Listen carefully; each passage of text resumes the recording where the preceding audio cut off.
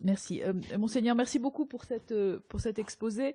Dans le cadre d'autres auditions, dans un autre cycle d'auditions pour une autre commission d'enquête, nous avions entendu Monsieur Sediki, qui est le directeur de l'Institut Al-Ghazali de la Grande Mosquée, mais également Monsieur Moulay El-Hassan El-Alaoui Talibi, qui est l'aumônier national des prisons, et qui nous avait fait audition absolument passionnante, d'une part en pointant ce qu'on avait déjà évidemment deviné, ce qui arrive aujourd'hui et la raison pour laquelle il y a maintenant cette mission d'information, qui est l'absolue nécessité de la formation à la fois des imams mais des aumôniers. Ça, c'est une... Et alors, il avait eu ce mot extraordinaire, il a dit, vous comprenez, il faut bien leur expliquer le texte dans le contexte. C'est-à-dire qu'à certains endroits, peut-être que la polygamie est permise, mais en France, c'est pas possible.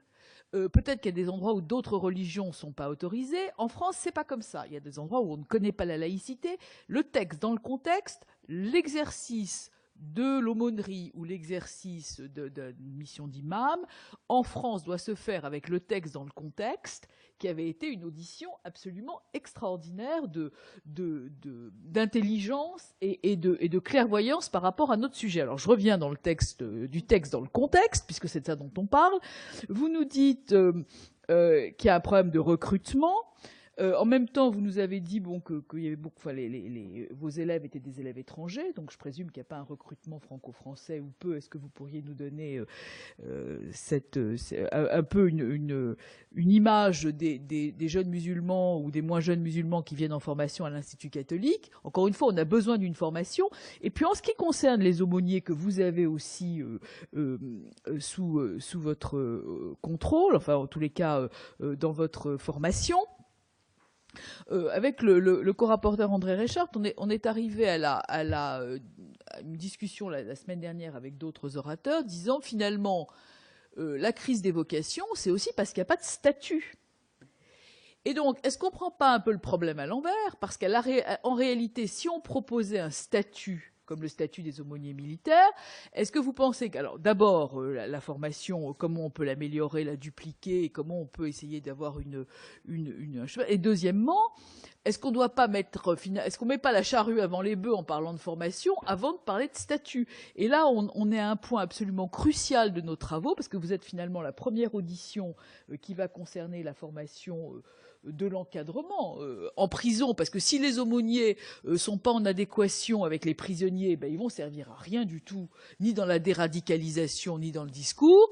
Et puis si les imams sont pas formés, ou parlent pas français, ou prêchent, etc., et ben, on va avoir un public qui sera pas forcément dans le cycle de l'islam de France ou en France, et pour lequel on risque d'avoir finalement quelques dérapages, comme on en a vu ces temps-ci. Donc voilà, moi ma question est la suivante.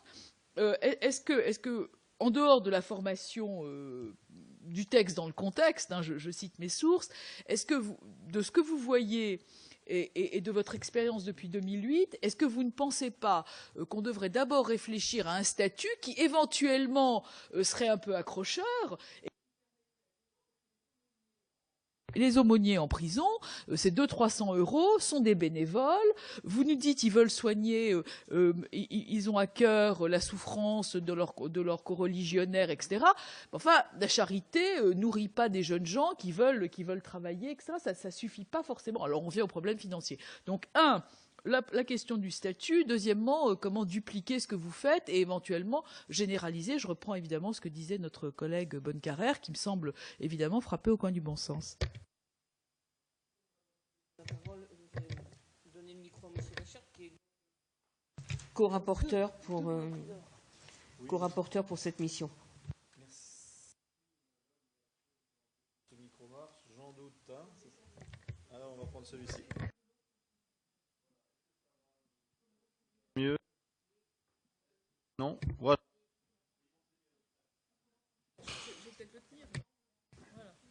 Voilà. Monseigneur, je suis effectivement co-rapporteur de cette mission sur l'islam, mais je suis aussi rapporteur de la commission des lois sur un texte qui passait tout à l'heure et qui passe toujours d'ailleurs en séance. C'est la raison pour laquelle il a fallu que je m'absente. Je vous prie de m'excuser. Je n'ai malheureusement pas, et je le regrette vivement, entendu votre intervention. Néanmoins, Et donc, excusez-moi si les questions que je pose ont déjà donné lieu éventuellement à réponse de votre part ou ne concernent simplement pas le thème de votre intervention. Moi, je m'interroge beaucoup, s'agissant de la formation d'imam, sur la possibilité, notamment pour votre institut, et tout particulièrement pour votre institut, de faire une formation au Coran. Je crois savoir qu'effectivement, le Coran tout particulièrement ne permet aucune interprétation de l'écrit, et tout particulièrement, en l'absence d'interprétation, comment faites-vous la formation d'un Coran, notamment des sourates qui prêchent une violence extraordinairement forte. Voilà. Certainement pas vous rappeler que certaines de ces sourates justifient le terrorisme islamique le plus abject.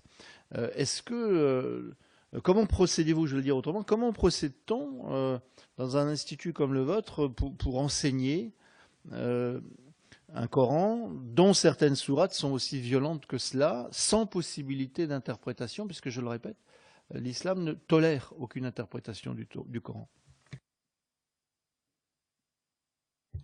Je vous redonne le micro et ensuite Oui. les collègues pourront poser d'autres questions. Merci beaucoup.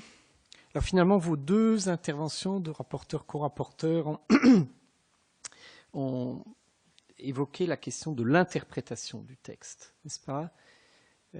C'est une question délicate. Monsieur le sénateur, je ne suis pas sûr qu'on puisse dire que le Coran ne tolère aucune interprétation. Certaines traditions musulmanes tolèrent, admettent l'interprétation. Voilà. Et donc, précisément... pardon ? Non, voilà. Donc, ça, voilà. Et donc, je ne suis pas... Voilà. Les étudiants, je l'ai dit tout à l'heure, nous ne gagnons pas tous les étudiants, n'est-ce pas? D'abord parce que cette formation n'est pas une formation d'imam, je le redis, et que je pense que nous ne serions pas légitimes pour assurer une formation théologique de musulmans. Là, je pense qu'il faut être bien clair. Autant nous sommes devenus légitimes pour une grande partie des musulmans, mais on peut le dire aussi pour des orthodoxes. C'est tout un travail de fraternisation qui permet de gagner par les associations et par le jeu des étudiants alumni, qui permet de gagner la confiance de ceux qui nous rejoignent. Alors, mais je reviendrai à la question tout de même de la violence. Y a-t-il... Alors, j'avais une question tout à l'heure à laquelle je n'ai pas répondu sur le paysage des formations du type diplôme universitaire de l'Institut catholique de Paris. Donc, il en existe à Strasbourg, il en existe à Lyon. Hein, je pense que vous avez des informations, je n'ai pas les chiffres moi-même, mais voilà. Et notamment, depuis cette année, il y a une augmentation des formations. Il y en a 3 aujourd'hui à Paris, qui n'existaient pas, enfin les 2 autres n'existaient pas. Et je pense que c'est bien qu'il puisse y avoir une pluralité de formations, puisque ça permet aux étudiants de choisir. Et je pense que voilà, cette liberté, moi-même étant dans l'enseignement supérieur privé, certes d'intérêt général, mais je ne veux pas plaider contre la liberté. Le statut. Alors, nous avons, je pense qu'une partie importante de nos étudiants viennent parce qu'il y a un statut. Parce qu'il y a un statut notamment d'aumônier d'hôpitaux, ou d'aumônier de prison, ou d'aumônier de l'armée, n'est-ce pas? Et nous avons formé les premiers aumôniers de l'armée. Ils sont venus parce qu'il y avait un statut. Et donc je vous suis. Je pense que le fait de pouvoir reconsidérer notamment le statut au plan financier, le statut des aumôniers de prison, permettrait de faire naître de nouvelles vocations. D'autant plus qu'aujourd'hui, le statut d'aumônier de prison est un statut, pour un musulman, est un statut extrêmement difficile. Je voyais donc, j'ai remis les diplômes il y a une quinzaine de jours, se trouvaient là des anciens, notamment un ancien qui a été diplômé il y a 2 ans, qui est aujourd'hui aumônier dans une prison du 93. Eh bien, je peux vous dire que la situation, la violence, elle est pour lui. n'est-ce pas? Elle est pour lui. Et donc, c'est une fonction également de ces formations. C'est pour ça que j'insiste sur le réseau d'alumni. D'ailleurs, les anciens veulent créer une association. Je les ai vivement encouragés parce qu'ils ont besoin de soutien.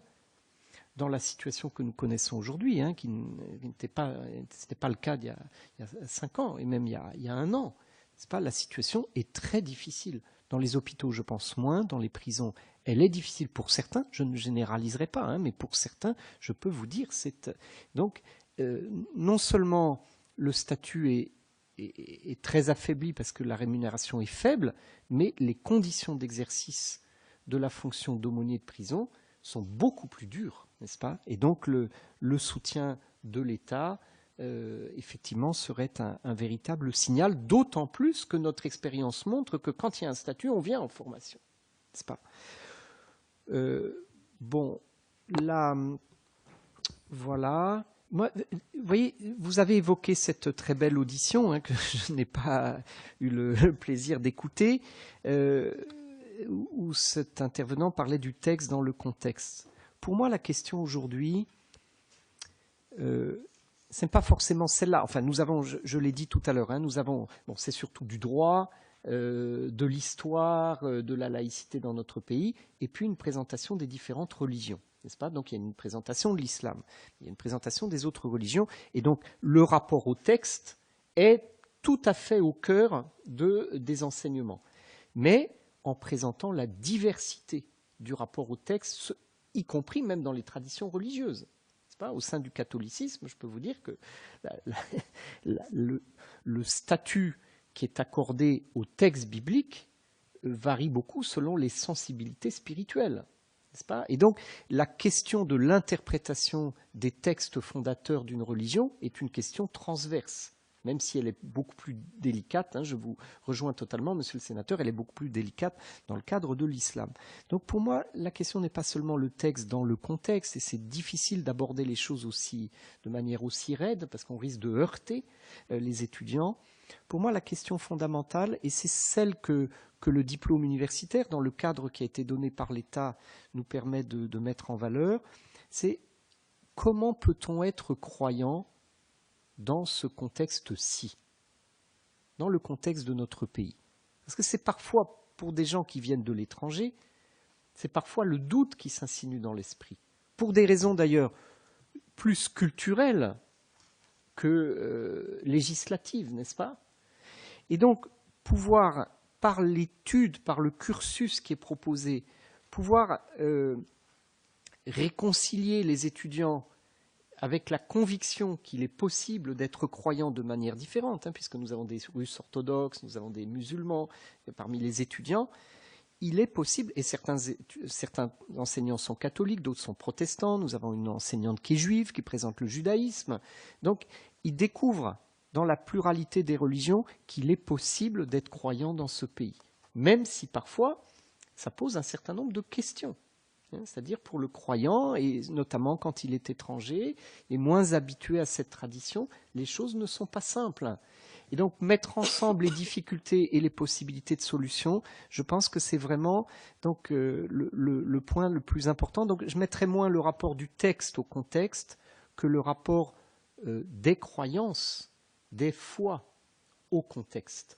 C'est-à-dire de manière plus globale. Il y a bien sûr les textes, mais il y a les manières de vivre, il y a le rythme du culte, le rapport à la nourriture, le rapport à la tradition familiale. Et ce que j'observe aussi, c'est que beaucoup de nos étudiants sont en recherche. Il y a quelques jeunes femmes aussi, je pense d'origine turque notamment, on en a régulièrement chaque année 1 ou 2. Elles sont responsables d'associations, elles sont jeunes, elles partagent beaucoup de choses avec leur génération aujourd'hui, et la question se traduit de manière différente, mais pas si différemment que les jeunes catholiques ou les jeunes protestants qui, dans notre pays, ont une manière plus attestatrice de vivre leur foi que ce n'était dans ma génération. J'ai eu mon bac en 77, on n'était pas dans cet esprit-là. Pas.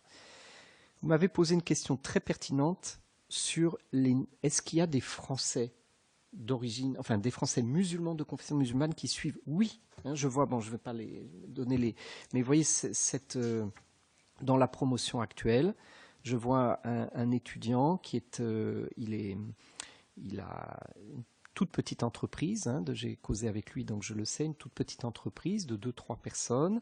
Il est de nationalité française, il est né en 1981 et il est président d'une association qui œuvre pour le lien social, hein, en tant que membre de la communauté musulmane.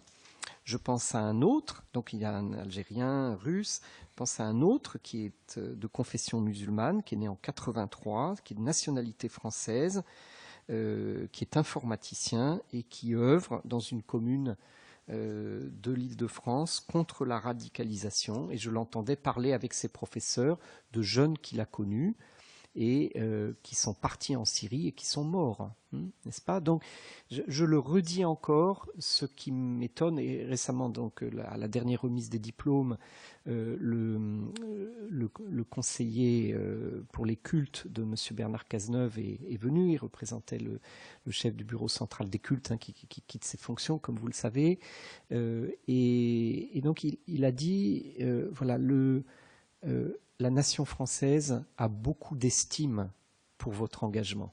Et je pense que c'était très juste parce qu'il comprenait à la fois que c'est un véritable engagement que de se plier aux exigences universitaires, n'est-ce pas, avec un cursus de formation, mais également beaucoup d'estime parce qu'on perçoit que ceux qui veulent comprendre comment on peut être croyant d'une religion dans le contexte français sont des personnes qui ont la ferme volonté soit d'être citoyens s'ils sont français, peut-être un jour d'acquérir la nationalité française s'ils sont d'origine, s'ils sont étrangers, mais ils ont une ferme intention d'être des ferments du vivre ensemble dans la société. Donc moi je pense que c'est aussi très important que ces formations qui se multiplient puissent, c'est un peu le vin dans la pâte, pardonnez-moi cette métaphore évangélique, c'est le levain dans la pâte, mais il est d'un très grand prix aujourd'hui.